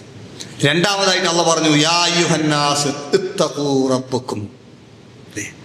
അള്ള പറയാണ് യാ അയ്യുഹന്നാസ് ഇത്തഖൂ റബ്ബക്കും, നിങ്ങൾ അള്ളാനെ സൂക്ഷിക്കണം. വഖ്ശൗ യൗമൻ ലാ യജ്സി വാലിദുൻ അൻ വലദിഹി. അല്ലേ, ഒരു ദിവസങ്ങൾക്ക് വരാനുണ്ട്, സൂക്ഷിക്കണം. അന്ന് ഒരു വാപ്പക്കും മക്കൾക്ക് വേണ്ടി ഒന്നും ചെയ്തു കൊടുക്കാൻ കഴിയൂല. ഫലാ മൗലൂദുൻ ഹുവ ജാസിൻ അൻ വാലിദിഹി ഷൈആ. വാപ്പക്ക് മക്കൾക്കും മക്കൾക്ക് വാപ്പക്കും ഒരു ഉപകാരം ചെയ്തു കൊടുക്കാൻ കഴിയാത്ത ഒരു ദിവസം. എത്ര വലിയ മോനാന്ന് പറഞ്ഞാലും സ്നേഹം മോനാന്ന് പറഞ്ഞിട്ടും കാര്യമില്ല. ഒക്കെ നഫ്സിന്റെ ഒരു ദിവസം വരാനുണ്ട് എന്നാണ്. ഇന്ന വഅദല്ലാഹി ഹഖ്ഖുൻ ഫലാ തഉറന്നകുമുൽ ഹയാത്തുദ് ദുനിയാ.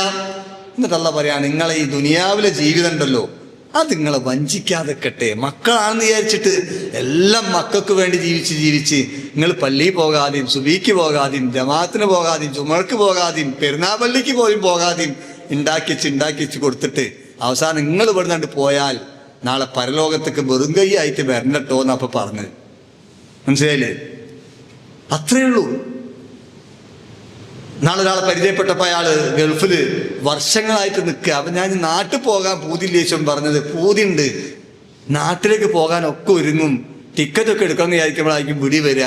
വാപ്പേ 1,00,000 അർജന്റായിട്ട് വേണം കേട്ടോ, ഫീസ് കൊടുക്കാൻ അയക്കണം. അപ്പം 30 ആയിരിക്കുമല്ലോ, എന്നാൽ പിന്നെ 2 മാസം കഴിയട്ടെ, ഇതാണ്ട് അയച്ചു കൊടുക്കും.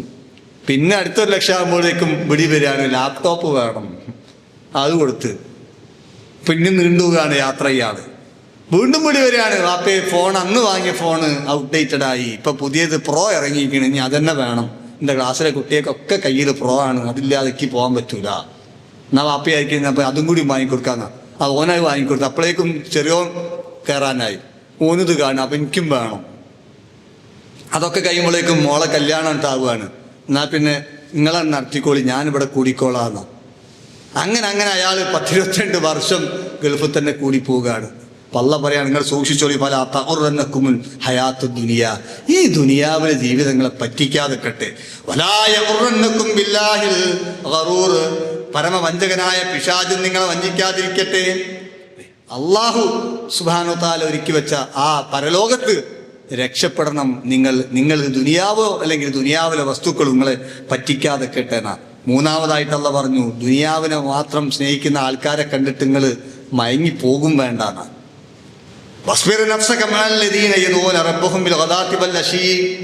എത്ര കൃത്യമായിട്ടാ പറഞ്ഞിരുന്നെന്ന് അറിയോ? വസ്ബിർ നഫ്സക, നീ നിന്റെ ഹൃദയത്തെ ഉറപ്പിച്ചു നിർത്തണം. മഅല്ലദീന യദൂന റബ്ബഹും ബിൽ ഗദാത്തി വൽ അശിയ്യി, രാവും പകലും അള്ളാഹിനെ ഓർത്ത് ജീവിക്കുന്ന, അള്ളാഹിനോട് പ്രാർത്ഥിച്ച് നിൽക്കുന്ന ആൾക്കാരോടായിരിക്കണം നിങ്ങൾ നോക്കേണ്ടത്. അല്ലേ, നമ്മൾ ഓലെ കണ്ടാൽ നമ്മൾ മൈൻഡ് ചെയ്യൂല. എന്ത് വല് മെറ്റോനല്ലേ നമ്മൾ മൈൻഡ് ചെയ്യുക. ഓൻ പലിശക്ക് കാറ് വാങ്ങിയാലും സമൂഹത്തിന് ഓൻ വലിയവനാണ്. ഓൻ ആ കാർ ഇങ്ങനെ പല്ലിൻ്റെ മുറ്റത്ത് കൊണ്ടുപോയി നിർത്തുമ്പം ആൾക്കാരൊക്കെ അങ്ങോട്ട് ചെല്ലുകയാണ് കൈ കൊടുക്കാൻ, അസ്സലാമു അലൈക്കും. മറ്റോൻ നടന്ന് കൊയങ്ങി വന്നോൻ ആരും ഓനെ മൈൻഡ് ചെയ്യൂല. ഓൻ ഒതുണ്ടാക്കുമ്പോൾ പോലും സലാം പറയില്ല. കാരണം ഓന് സലാം പറഞ്ഞിട്ട് കാര്യമില്ല. മറ്റോന് കാറുള്ളവനാണ്. ഓൻ എങ്ങനെ കാറ് വാങ്ങിയാൽ ഓനക്ക് അറിയുള്ളൂ. അങ്ങനെയുള്ളൊരു കോലാണ്. അതാണ് പറയുന്നത്, രാവും പകലും അള്ളാഹു ആരാധിക്കുന്ന, അള്ളാഹിനോട് പ്രാർത്ഥിക്കുന്ന, അള്ളാഹിനോട് തേടുന്ന ആൾക്കാരെ അടുത്തേക്ക് അയക്കണം നിങ്ങളെ ഹൃദയം ഉറപ്പിച്ച് നിർത്തേണ്ടത്.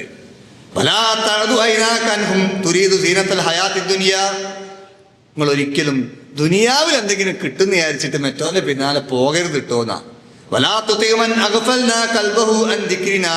നിങ്ങൾ ഒരിക്കലും അള്ളാനെ മറന്ന് ജീവിക്കുന്ന പോലെ കണ്ടിട്ട് ഇങ്ങനെ നോക്കിക്കരുത്. ഇതൊക്കെ നമ്മളോട് പറയാന്ന് തോന്നും. അതന്നെ മഹാനായ അലി റളിയല്ലാഹു അൻഹു പറഞ്ഞിരിക്കുന്നത്, അള്ളാഹ് എന്നോട് സംസാരിക്കണം എന്ന് എനിക്ക് തോന്നിയാൽ ഞാൻ ഖുർആൻ എടുത്ത് ചോദിക്കുന്ന, നീ എനിക്ക് അള്ളാഹിനോട് സംസാരിക്കണം എന്ന് തോന്നിയാൽ ഞാൻ 2 റക്അത്ത് നിസ്കരിക്കും. അതന്നെ അള്ളാഹ് പറയാണ്, നിങ്ങള്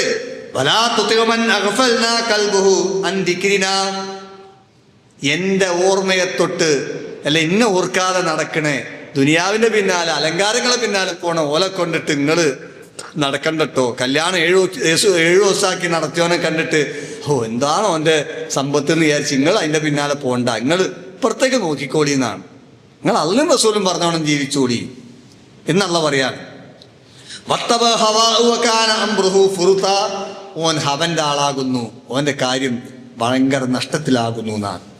സത്യവിശ്വാസികൾ ഒരിക്കലും, ഇനി അതിൻ്റെ അർത്ഥം ദുനിയാവ് തീരെ വേണ്ടെന്നല്ല. സത്യവിശ്വാസിന്റെ ഏറ്റവും നല്ല പ്രാർത്ഥനയായിട്ട് ഖുർആൻ പരിചയപ്പെടുത്തത് വല്ലദീന യഖൂലു വമിൻഹും മൻ യഖൂലു, ആ കൂട്ടത്തിൽ അവരെ കൂട്ടത്തിൽ ചിലർ പറയുന്നു, റബ്ബനാ ആതിനാ ഫിദ്ദുനിയാ ഹസനതൻ വഫിൽ ആഖിറതി ഹസനതൻ വഖിനാ അദാബന്നാർ. നമ്മൾ തവാഫിന്റെ ഇടക്ക് പ്രാർത്ഥിക്കാണ്. റുക്നുൽ യമാനി മുതൽ ഹജറുൽ അസ്വദിന്റെ മൂലത്തിനെ വരെ പ്രാർത്ഥിച്ചു കൊണ്ടിരിക്കുകയാണ്, റബ്ബന ആതിന ഫിദ്ദുനിയാ ഹസന, പടച്ചോനെ ദുനിയാവിൽ ഹസനത്ത് നൽകണം, വഫിൽ ആഖിറതി ഹസനതൻ വഖിനാ അദാബന്നാർ, പരലോകത്തും നന്മ നൽകണം. അപ്പൊ നമ്മൾ വിചാരിക്കും പടച്ചോനെ ദുനിയാവിലെ നന്മ എന്ന് പറഞ്ഞാൽ ദുനിയാവിലെ സൗകര്യമാണ്. അല്ല, മഹാന്മാരായ പണ്ഡിതന്മാർ വിശദീകരിച്ച് പറഞ്ഞു, ദുനിയാവിലെ ഹസനത്ത് എന്ന് പറഞ്ഞാൽ ഏറ്റവും നല്ല അള്ളാനെ ആരാധിക്കാൻ തോന്നുന്ന ഒരു മനസ്സുണ്ടാകുക എന്നുള്ള ഒന്നാമത്തത്. മനസ്സിലേ, ഒരാൾക്ക് ഇപ്പൊ നിങ്ങൾക്ക് ഇവിടെ ഇരിക്കാൻ തോന്നുന്നുണ്ടല്ലോ, ഇതാണ് ഹസനത്ത്. എത്ര ആൾക്കാർക്ക് അങ്ങനെ തോന്നൂല അറിയോ? ഖുർആൻ ക്ലാസ്സോ എന്ത് ക്ലാസ് ആയാലും വേണ്ടില്ല നമ്മൾ ഇരിക്കൂല എന്നാ. എന്നാലും ഗാനമേള ആണെങ്കിലോ ഓല് വേണേൽ കസാല എടുത്ത് പോരെന്ന് പോയി ഇരിക്കാൻ വേണ്ടി. ടിക്കറ്റ് ഇല്ല, ടിക്കറ്റ് ഒന്നും വേണ്ട, ഞാൻ ബാക്കിൽ ഇരുന്നോടാറ്. അതാണ് ഒരു മനസ്സുണ്ടാകേണ്ടത്, അത് ഹസനത്ത് പെട്ടതാകുന്നു എന്നാ. രണ്ടാമത് പറഞ്ഞെന്താ അറിയോ? അള്ളാനെ ദിക്ർ ചെയ്യാനുള്ള ഒരു നാവുണ്ടാകല് ദുനിയാവിലെ ഹസനത്താണ്. എല്ലാത്തിനും അൽഹംദുലില്ലാഹ്, സുബ്ഹാനല്ലാഹ്, അല്ലാഹു അക്ബർ എന്നൊക്കെ പറയാൻ കഴിയുണ്ടല്ലോ, അതാണ് ഏറ്റവും നല്ല ഹസനത്ത്. മൂന്നാമതായിട്ട് അള്ള ചെയ്തു തന്ന അനുഗ്രഹങ്ങൾക്ക് നന്ദി പറയാനുള്ള ഒരു നാവാണ് ദിക്റും. അതുപോലെ സൽക്കർമ്മങ്ങളും അതുപോലെ നന്ദി പ്രകടിപ്പിക്കാനുള്ള. നിങ്ങളൊന്ന് ആലോചിച്ച് നോക്കി കൂട്ടരെ, ഞാനിപ്പോൾ ഇങ്ങനെ ഇങ്ങോട്ട് വരുമ്പോൾ 2-3 ആശുപത്രികൾ കടന്നിട്ടാണ് വരുന്നത്. അതിൻ്റെ മുമ്പിലൊക്കെ എത്രയോ ആംബുലൻസുകൾ ഇങ്ങനെ നിർത്തിയിട്ടിരിക്കണം. ഞാൻ എൻ്റെ മനസ്സിലിങ്ങനെ ആലോചിച്ച്, എന്തായാലും ഇപ്പോൾ ആ ഡ്രൈവർ ഒരു മനുഷ്യനാണല്ലോ, അയാൾ പ്രാർത്ഥിക്കുന്നുണ്ടാകുമല്ലോ, പടച്ചോനെ നല്ലൊരു ഓർഡർ കിട്ടണേന്ന്. അയാൾക്ക് എന്നാലും അയാളെ ജീവിതം കഴിയണ്ടേ, മൈഷത്ത് കഴിഞ്ഞു പോകണ്ടേ. നമ്മളെ കുന്നമംഗലം പരിപാടി കഴിയുമ്പോൾ മെഡിക്കൽ കോളേജിൻ്റെ അവിടെ നിന്ന് വരുമ്പോൾ ഒരു 100 ആംബുലൻസ് ഉണ്ടെങ്കിൽ അപ്പുറം നിർത്തിയിട്ടിരിക്കുക. ഈ 100 ആൾക്കാർ പ്രാർത്ഥിക്കുന്നുണ്ടാകുക, പടച്ചോനെ നല്ലൊരു ഓർഡർ കിട്ടണേന്നായിരിക്കും. ഞാൻ ഓൻ്റെ കുട്ടികളെ പോറ്റണം, ഓനെ കുറ്റം പറയല്ല.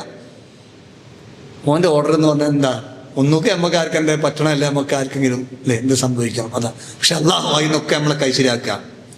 എത്ര ഹോസ്പിറ്റലുകൾ ഇവിടെ, എല്ലിനായിട്ട് ഹോസ്പിറ്റൽ. ആ എല്ലിൻ്റെ ഹോസ്പിറ്റലിൻ്റെ MD എന്തായിരിക്കും വിചാരിക്കുക, എല്ലാവരും എല്ല് പൊട്ടിയാലേ പയാക്ക് കഴിച്ചിടാൻ മതിയോ. ഹാർട്ടിനായിട്ട് ഹോസ്പിറ്റലാണ്. ഓലെന്താ വിചാരിക്കുക, ഈറ്റളൊക്കെ ഹാർട്ട് അടിച്ചോട്ടെ എന്നായിരിക്കും. അല്ലെങ്കിൽ അവർക്ക് കൂലി ഉണ്ടാവില്ല, ജീവിതം ഉണ്ടാവില്ല. ഇങ്ങനെ കണ്ണിനായിട്ട് ആശുപത്രികൾ, പല്ലിനായിട്ട് ആശുപത്രികൾ, ENT ആശുപത്രികൾ, ജനറൽ മെഡിസിന്, ഷുഗറിനായിട്ട് കുറേ ആൾക്കാർ. ഇവരൊക്കെ മഴീഷത്താണല്ലോ, ഓലൊക്കെ പ്രാർത്ഥിക്കുന്നുണ്ടാകുക, പടച്ചോനെ ഓർഡർ കിട്ടണേന്നായിരിക്കും. അതിനൊക്കെ അള്ളാഹ് നമ്മളെ കഴിച്ചിലാക്കി ഇവിടെ കൊണ്ടുപോയി കുത്തിരിപ്പിക്കണ്ടല്ലോ. അൽഹംദുലില്ലാ, അതാണ് വലിയ സുഖം. അല്ലാതെ നമ്മൾ അതില്ല എന്നൊക്കെ പറഞ്ഞ് നടക്കുന്നുണ്ടല്ലോ. മഹാനായ അലി റളിയല്ലാഹു അൻഹു പറഞ്ഞു മത്തഖ്വ എന്ന് ചോദിക്കാൻ, എന്താണ് തഖ്വ എന്ന് പറഞ്ഞപ്പോൾ അദ്ദേഹം പറഞ്ഞു അത്തഖ്വ ഹിയ ഖൗഫു മിൻ ജലീൽ, അള്ളാഹനെ ഭയപ്പെടൽ തഖ്വയാണ്.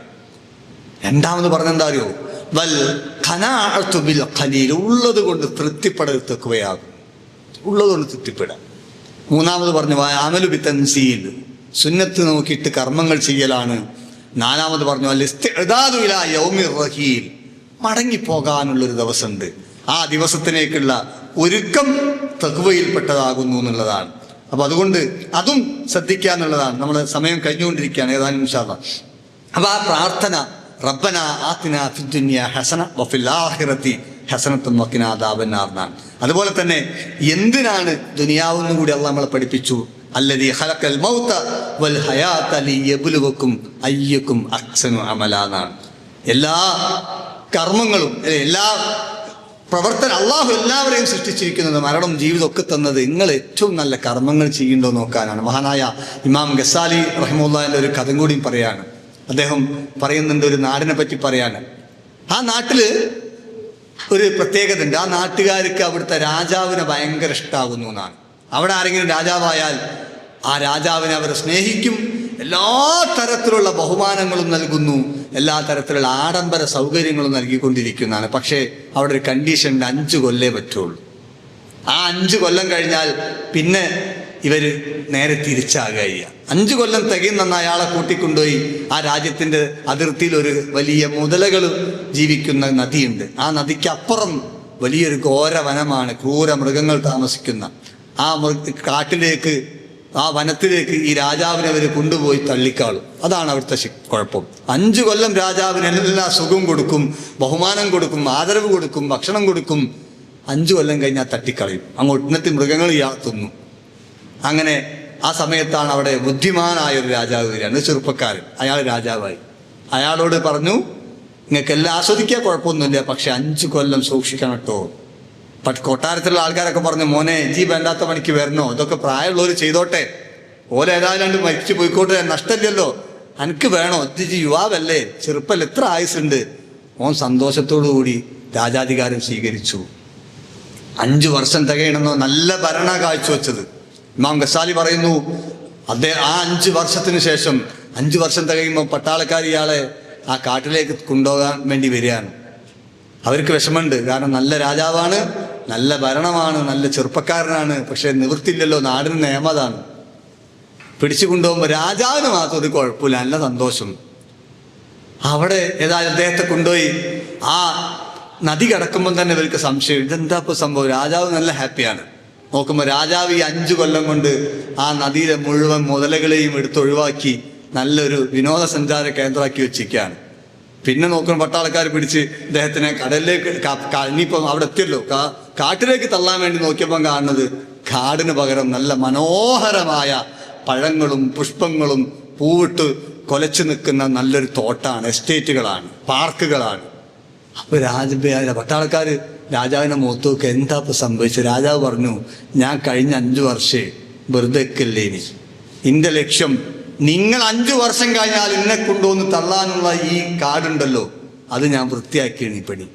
അത് മുഴുവൻ വൃത്തിയാക്കി തൻ്റെ അധികാരം ഉപയോഗിച്ചിട്ട് അദ്ദേഹം തൻ്റെ ആ കയ്യിലുള്ള സമ്പത്ത് ഉപയോഗിച്ച് അദ്ദേഹം അത് മുഴുവൻ ക്ലീനാക്കി നല്ലൊരു കൊട്ടാരം അവിടെ പണിത് സുഖമായി ജീവിക്കാൻ. ഒരൊറ്റ ക്രൂരമുഖം പോലും ഇപ്പോൾ അവിടെ ഇല്ല. അയാൾ സന്തോഷത്തോടു കൂടി സ്വീകരിക്കാൻ. അപ്പോൾ പട്ടാളക്കാർ പറഞ്ഞു, എന്നാൽ നിങ്ങൾ നമ്മളെ കൂടെ തന്നെ പോയി, നിങ്ങൾ ഈ രാജ്യത്ത് നിന്നോടി. ആ നിയമം തന്നെ മാറ്റാണ്. ഗസാലി പറയുന്നുണ്ട്, ഇതാണ് ദുനിയാവ്. ആ കാടെന്ന് അദ്ദേഹം പറഞ്ഞു, അത് നരകവും പരലോകമാണ്. നിങ്ങൾ അതിപ്പോഴേ ഈ കിട്ടുന്ന സമയം ഉപയോഗിച്ചിട്ട് അത് വെട്ടിത്തെളിച്ച് റെഡിയാക്കി വെച്ച സന്തോഷത്തോടു കൂടി രാജാവ് പോയാൽ നിങ്ങൾക്ക് ഇറങ്ങിപ്പോകാമെന്നാണ്. അതാണ് ദുനിയാവിൻ്റെ ജീവിതത്തിൽ നിന്ന് അദ്ദേഹം ഒന്നും കൂടി നമ്മൾ ഓർമ്മപ്പെടുത്താണ്. അല്ലാഹു സുബ്ഹാനഹു വ തആല ആ രൂപത്തിൽ നമ്മളാക്കി തീർക്കുമാറാകട്ടെ. ഒരൊറ്റ ഹദീസും കൂടി പറഞ്ഞ് അവസാനിപ്പിക്കുകയാണ്. മഹാനായ അബ്ദുല്ലാഹി ഇബ്നു ഉമർ റളിയല്ലാഹു അൻഹുവിൻ്റെ തോളിൽ കൈവച്ചിട്ട് അള്ളാഹിൻ്റെ റസൂല് പറഞ്ഞൊരു ഹദീസ്, അത് മുഴുവൻ വായിക്കുമ്പോൾ നമ്മളെ കണ്ണിന്ന് വെള്ളം വന്നു പോകും. റസൂല് പറയാണ്, കുൻ ഫിദ്ദുനിയ കഅന്നക ഗരീബ്. അല്ലയോ ഇബ്നു ഉമർ, അള്ളാഹിൻ്റെ റസൂലിൻ്റെ കൂടെ എപ്പോഴും നടക്കുന്ന ഒരു കുട്ടിയാണ്. മുത്തബിയു സുന്ന എന്നാണ്. റസൂലുള്ളാഹിന്റെ കൂടെ ഇങ്ങനെ പിൻപറ്റി നടക്കുകൊണ്ട് തന്നെ മുത്തബിയു സുന്ന എന്നാണ് പേരും. റസൂലുള്ളാഹി പറയാണ്, കുൻ ഫിദ് ദുനിയാ കഅന്നക ഗരീബ്. അല്ലയോ മോനെ, നീ ദുനിയാവില് ഒരു ഒരു ഒരു ഒരു യാത്രക്കാരൻ അല്ലെങ്കിൽ ഒരു അഭയാർത്ഥിയെ പോലെ ആയാൽ മതി എന്നാണ്. അല്ല, ദുനിയാവിന്റെ മുതലാളി ആവണ്ട, ഒരു അഭയാർത്ഥിയാന്ന് വിചാരിച്ചാൽ മതി എന്നാ. അഭയാർത്ഥിക്ക് എന്ത് രേഖ അവിടെ ഉണ്ടാകുക, എന്ത് അധികാരം ഉണ്ടാകുക? ഒരു വോട്ടർ ID കാർഡ് ഉണ്ടാവില്ല, ആധാർ കാർഡ് ഉണ്ടാവില്ല, ആധാർ ഉണ്ടാവില്ല, അവന്റെ പേരിൽ ഒന്നും ഉണ്ടാവില്ല, തിന്നാൻ കിട്ടിയ അത്ര. അതങ്ങനെ ആയാൽ മതി എന്നാ. കുൻ ഗരീബ്, നീ ഒരു അഭയാർത്ഥി അയക്കോ. ഔ ആബിറു സബീലിൻ, അല്ലെങ്കിൽ ഒരു യാത്രക്കാരനയക്കോ എന്ന്. ഏതെങ്കിലും യാത്രക്കാരൻ ഒരു ഹോട്ടൽ എടുത്താൽ എൻ്റെ ഹോട്ടലാണെന്ന് പറയൂ. ഞാൻ അങ്ങനെ ആലോചിച്ചിട്ടുണ്ട്. ഞാൻ അമേരിക്കയിൽ നിൽക്കുമ്പോൾ ഹിൽട്ടണിലും മാരിയറ്റിലൊക്കെ താമസിച്ചിന്. ആ ഹിൽട്ടണിലൊക്കെ എന്ന് പറഞ്ഞാൽ 22-30 നിലയിലൊക്കെ ഇങ്ങനെ ലിഫ്റ്റിലൊക്കെ ഞാൻ പോകുമ്പോൾ താക്കോല് എൻ്റെ കീശയിൽ ഇങ്ങനെ ഉണ്ട്. ഭയങ്കര അഭിമാനമാണ് പടച്ചോനെ. കാരണം ഇത്ര നിലയിലേക്ക് ലിഫ്റ്റ് കയറുന്ന സെക്കൻഡ് സ്പീഡിലാണ്. അങ്ങനെ കയറി പോകുമ്പോൾ പള്ളനെ കാളും, അമ്മാതിരി സ്പീഡിൽ കയറുകയാണ്. അപ്പോൾ 2 ആഴ്ച കഴിഞ്ഞ് അവിടെ നിന്ന് ഇറങ്ങുമ്പോൾ ഓല് പറയാ, please keep your doors open എന്നാണ്. ഇനി ആ താക്കോല് നിങ്ങൾ കയ്യിലും വെക്കണ്ട, കീശയിലും വെക്കണ്ട, അത് റൂം തുറന്നിട്ടേക്കെന്നാണ്. അപ്പം ഇങ്ങനെ ആലോചിക്കുക, പടച്ചോനെ ഇങ്ങനെ തന്നെയല്ലേ നമ്മൾ ദുനിയാവെന്ന് പോകുമ്പോഴുണ്ടാകുക. നമ്മൾ ഇന്നലെ വരെ കൊണ്ടുവരുന്ന ഖജനാവുകളൊക്കെ തുറന്നിട്ട് പോവുകയാണ്. അതാണ് ദുനിയാവ്. അപ്പം അങ്ങനെ അത്രേ ഉള്ളൂ നിൽക്കുന്നത്. അപ്പോൾ റസൂലുള്ളാഹി പറഞ്ഞു കൊടുക്കുകയാണ്, ആബിർ, ഏത് യാത്രക്കാരന് എത്ര ഒരു ഹോട്ടലിൽ താമസിച്ചാലും ഒരു സത്രത്തിൽ താമസിച്ചാലും ഓൻ എന്താ അവകാശമുണ്ടോ അത്ര നീ ദുനിയാവിന് ഉപയോഗപ്പെടുത്തിയാൽ മതി എന്നാ. എന്നിട്ട് മഹാനായ അബ്ദുല്ലാഹി ഉമർ റളിയല്ലാഹു അൻഹു ഇത് കേട്ടതിന് ശേഷം അദ്ദേഹത്തിന്റെ വക ഒരു ഉപദേശത്തിലേക്ക് കൂട്ടിച്ചേർക്കാണ്. വകാന ഇബ്നു ഉമർ യഖൂൽ, ഇബ്നു ഉമർ പറയുമായിരുന്നു, ഇദാ അംസൈത ഫലാ തൻതളിർ സുബാഹ്. അദ്ദേഹം എല്ലാവരോടും പറയും, അള്ളാന്റെ റസൂൽ ഇങ്ങനെ എന്നോട് പറഞ്ഞത് ഞാൻ കുറച്ചും കൂടി നിങ്ങളോട് കൂട്ടി പറയുന്നു, ഒരിക്കലും നിങ്ങൾ നേരം വെളുത്താല് ഇത് അംസൈത ഫലാ തൻതളിർ സുബാഹ്, വൈകുന്നേരം ആയാല് നേരം വെളുക്കും നിങ്ങൾ പ്രതീക്ഷിക്കരുത് കേട്ടോ എന്നാണ്. അള്ളാഹു നമുക്കൊക്കെ ദീർഘായുസ്സും ആരോഗ്യം നൽകി അനുഗ്രഹിക്കുമാറാകട്ടെ. കഴിഞ്ഞ ആഴ്ച നമ്മൾ അസീസ് സാഹിബ് മാത്രമേ നമ്മളെ ക്ലാസ് കേൾക്കാൻ വരുന്നത് മാത്ര KNM-ന്റെ യൂണിറ്റ് സെക്രട്ടറിയാണ്. അള്ളാഹു അദ്ദേഹത്തിന് മഅഫിറത്തും മർഹമത്തും നൽകി അനുഗ്രഹിക്കുമാറാകട്ടെ. കഴിഞ്ഞ ആഴ്ച ഈ ഹാജിമാർക്കുള്ള KNM മാങ്കാവ് മണ്ഡലത്തിന്റെ ഹാജിമാർക്കുള്ള യാത്രയപ്പിന് വേണ്ടി നമ്മളെല്ലാവരും ഇങ്ങനെ കാത്തിക്കാണ്. അസീസ്കപ്പം വരും, അസർ സ്കെച്ച് വരും എന്നാണ് പറഞ്ഞതെന്നാണ്. നോക്കുമ്പം ഫോണ് വരുന്നത് അസീസ്ക അസർ സ്കെച്ച് പള്ളിയിൽ നിന്ന് ഇറങ്ങലും ഗേറ്റിൻ്റെ അടുത്ത് കുഴഞ്ഞു വീണു. പിന്നെ അടുത്ത ഫോൺ അദ്ദേഹം മരണപ്പെട്ടിരിക്കുന്നു എന്നാണ്. അതോടുകൂടി നമ്മൾ പരിപാടിയൊക്കെ അവിടെ നിർത്തി. ഇതാണ് മനുഷ്യൻ. അതുകൊണ്ടാണ് മഹാനായ അബ്ദുല്ലാഹി ഇബ്നു ഉമർ പറയാണ്, വൈകുന്നേരമായാൽ നേരം വെളുക്കും നിങ്ങൾ പ്രതീക്ഷിക്കേണ്ട. വൈദാ അംസൈത ഫലാ തൻതളിറുൽ മസാ, അത് പോണം. വൈദാ അസ്ബഹത, ഇനി നേരം വെളുത്താൽ വൈകുന്നേരം ആകുമെന്നും വിചാരിക്കേണ്ടതാണ്. വഖുദ് മിൻ സിഹ്ഹതിക ലിമറളിക. ഇത്ര രസമായിട്ട് അദ്ദേഹം പറയണത്. വഖുദ് മിൻ സിഹ്ഹതിക ലിമറളിക, നിന്റെ രോഗത്തിന് മുമ്പായി ആരോഗ്യത്തെ നീ ഉപയോഗപ്പെടുത്തിക്കോ. ആരോഗ്യമുള്ളവർ ആലോചിക്കേണ്ടതാണ്. ഇല്ലാത്ത സമയത്ത് ആലോചിച്ചിട്ട് കാര്യമില്ല. ഹറമിലൊക്കെ ആൾക്കാർ ഏറ്റവും വലിയ സങ്കടതാണ്. ഹജ്ജിനും ഉംറക്കും പോണവരുണ്ടല്ലോ, ഈ പ്രായമായിട്ട് പോകണമെന്ന് പറയാതാണ്. അവിടെ നിൽക്കണം എന്ന് ആഗ്രഹമുണ്ട്, പക്ഷെ നിൽക്കാൻ തണുപ്പ് സമ്മതിക്കണില്ല, കഴിയണില്ല, ശരീരം വളയണില്ല, എന്നിട്ട് റൂമിൽ കുത്തിരിക്കാൻ. അള്ളാഹു അവർക്കൊക്കെ തക്കതായ പ്രതിഫലം നൽകി അനുഗ്രഹിക്കുമാറാകട്ടെ. അപ്പൊ അതാണ്, ആരോഗ്യം ഉള്ളപ്പോൾ നിങ്ങൾ ചെയ്തോളി, പിന്നെ ആഗ്രഹിച്ചിട്ട് കാര്യമില്ല. വമിൻ ഹയാത്തിക ഖബല മൗതിക, നിന്റെ മരണത്തിന് മുമ്പായി ആ ജീവിതത്തെ പൂർണ്ണമായിട്ട് ഉപയോഗപ്പെടുത്തിക്കോളൂ എന്നാണ്.